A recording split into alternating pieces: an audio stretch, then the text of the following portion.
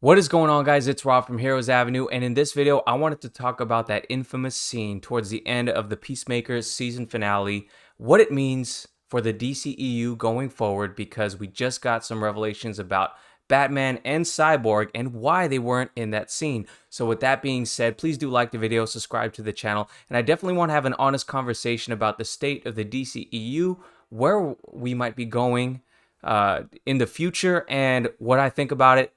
Really curious to get your thoughts on it, but let's get into it. So in today's video, first of all, we're going to be talking heavy spoilers, and you could probably tell by the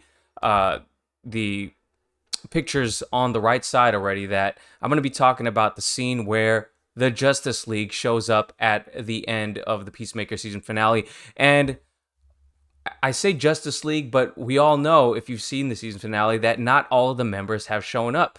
So what I really wanted to talk about is the fact that we have someone who says they were on set and filmed. They were a stand-in for Ben Affleck's version of Batman. He says he and Cyborg were actually in that scene, but were cut out. So let's go ahead and check it out right here. So I literally just retweeted Alex Lobo. Shout out to you over there.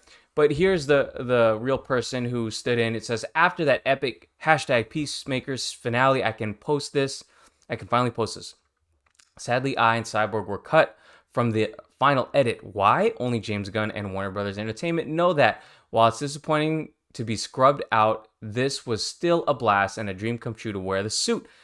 Big thanks to everyone involved. What else does he say? So here you see what we actually got. And I'll talk about my thoughts on the scene after this. But first of all, when I saw this, I actually wasn't shocked, because all of Twitter, like hours after the finale premiered, I went onto Twitter, but literally everyone posted screenshots of this. And I was super upset because I was like, dude, there should be etiquette involved in spoilers. There should be spoiler warnings. Shout out to all the people on Twitter who put spoiler warnings before the actual post. But anyways, when we finally got this, I wasn't surprised that we only had 4 of the Justice League members.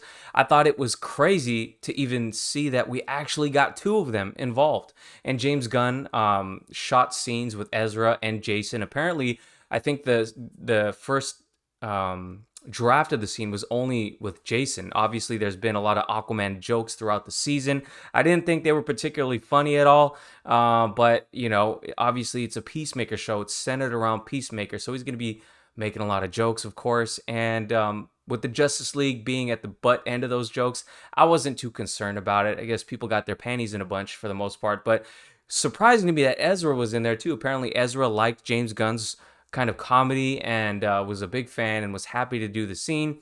Anyways, I was surprised they even got them. So when we got 4 Justice League members involved, I didn't think we'd really get much in terms of interaction or even dialogue. So I was surprised.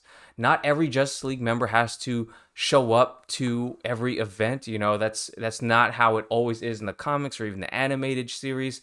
So I wasn't surprised. A lot of people got their panties in a bunch that that Batman and Cyborg were out. First of all, if you know the context of everything, you already know that Ben Affleck is on his way out. Flash is probably going to be his last appearance, at least for the near future.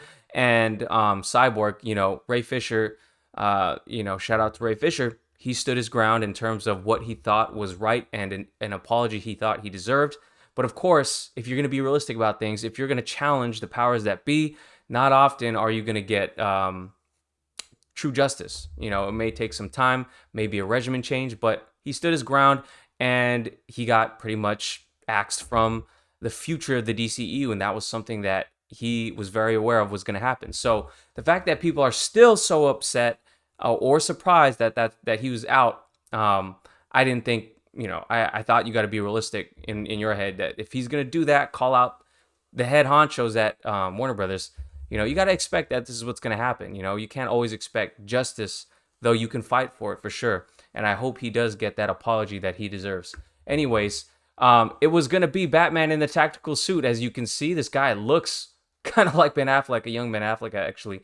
At least his face does. But you know, a lot of people are over here talking about that James Gunn was trying to restore the Snyderverse. I don't think it's anything like that, really. I think James Gunn has spoken in the past that he doesn't know exactly what is going to come in the future. He talked about whoever Superman is in the future. And he said whoever Superman is because he doesn't know what the future of Henry Cavill is. He does not. It's not like he's sitting in on every boardroom meeting, and knows what the intentions of Warner Brothers are.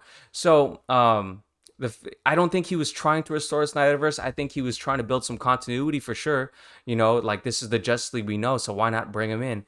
So in that regard, I do think that was really cool. That would have been great to see. And I think James Gunn, is a friend of Zack Snyder's. He's mentioned it. Some of the stunt coordinators he got, I think, on this Peacemaker show or Guardians of the Galaxy 3, he actually called up Zack Snyder to see if the coordinators that he got to work with or to get some recommendations on some stunt coordinators. So they're good friends. They, worked together in the past. Dawn of the Dead, the remake.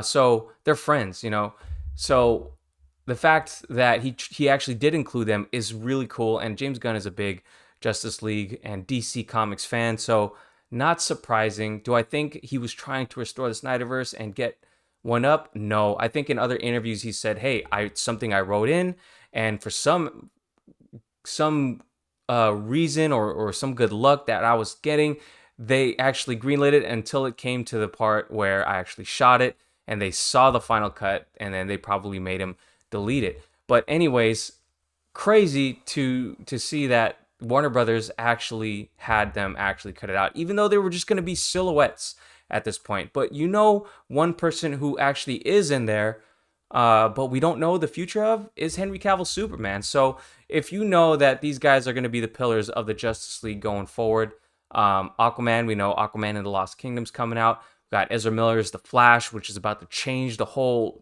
landscape of the DCEU for better or for worse. And then Wonder Woman.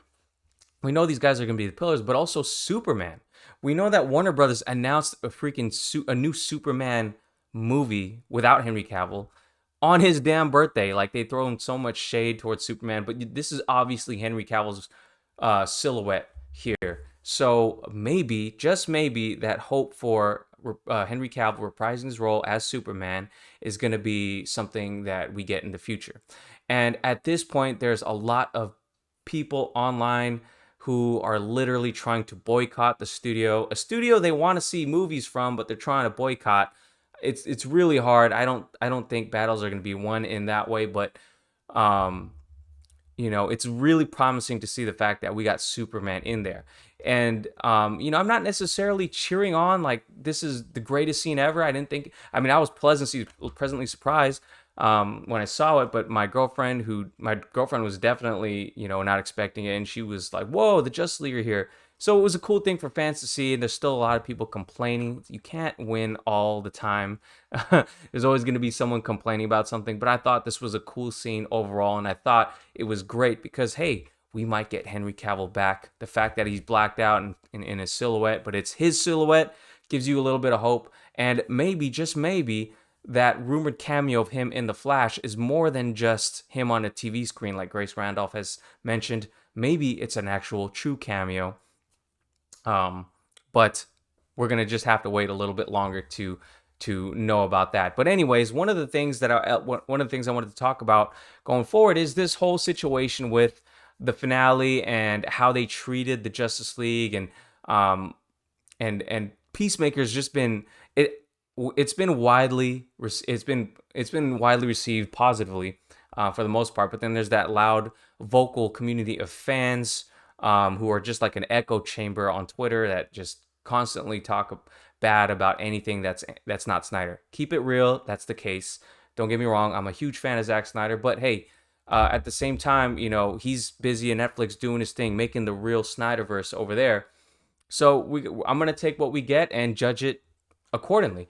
And I gotta say, this season, it was a character I didn't really care about. Didn't think we needed to see, especially as the first TV show coming out of HBO Max from the DC universe. But hey, it was pleasantly surprising.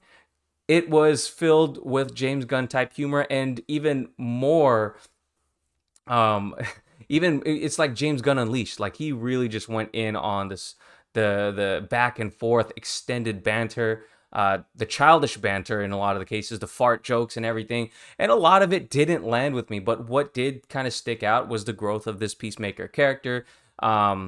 The interactions were, entertaining enough for me to keep watching. And I saw that this season turned into something worth watching. And while a lot of people are hailing it as the best thing to come out of comic book movie TV shows lately, I do think all the Marvel TV shows have been way more entertaining for me. This is just for me. Now, I know this thing was R-rated and there was a bunch of killing and all that stuff, and that was cool.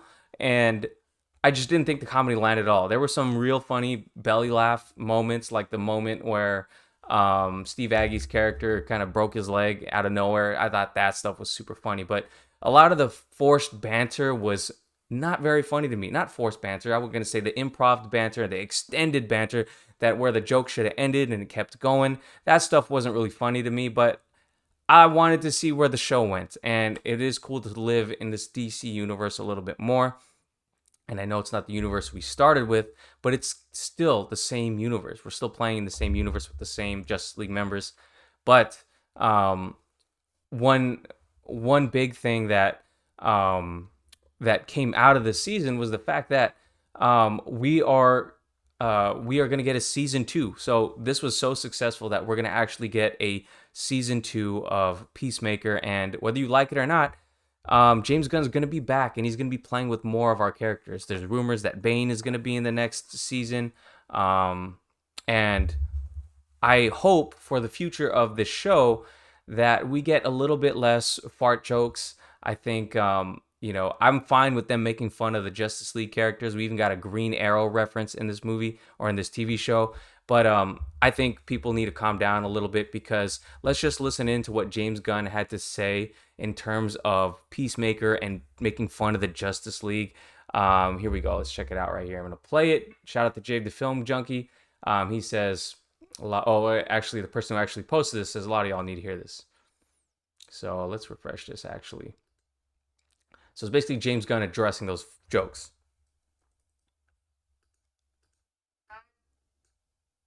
All of these things that Peacemaker says about these guys, I want you to know, Aquaman doesn't really fuck fish. There you have it, guys. Superman doesn't like to get shit on. Obviously. Come on, guys. Green Arrow doesn't have a big butthole in his brony costume. He just has a brony costume. Wonder Woman never Peacemaker. Yeah, see, so you guys can check out the whole clip if you want, but basically, this guy Peacemaker is a piece of crap, and he has the skewed version of this world that he lives in. And obviously James Gunn had some political things to say in the show. And I thought people just take things way too seriously. Like, man, not every show or spinoff coming out of the DCU is going to be a serious thing straight out of Zack Snyder's world. James Gunn got creative freedom. In the beginning, I thought what we were fighting for as directors to get their creative freedom. But then you get something like this, where you got to take it in context. But a lot of people online take that little clip that they see online, judge the whole series out of it. I think people need to just like get their I keep talking about getting their panties in a twist. Like, man, watch the show, judge it for what it is, and stop being so serious, guys.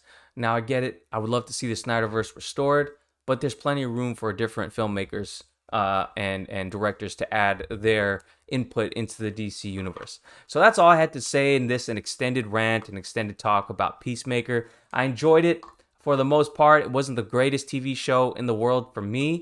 Glad people did enjoy it, and I'm glad a lot of our followers enjoyed it. But let me know what you guys thought about this whole situation. Does this finale give you hope that we're going to get Cavill back in the future of the DCEU?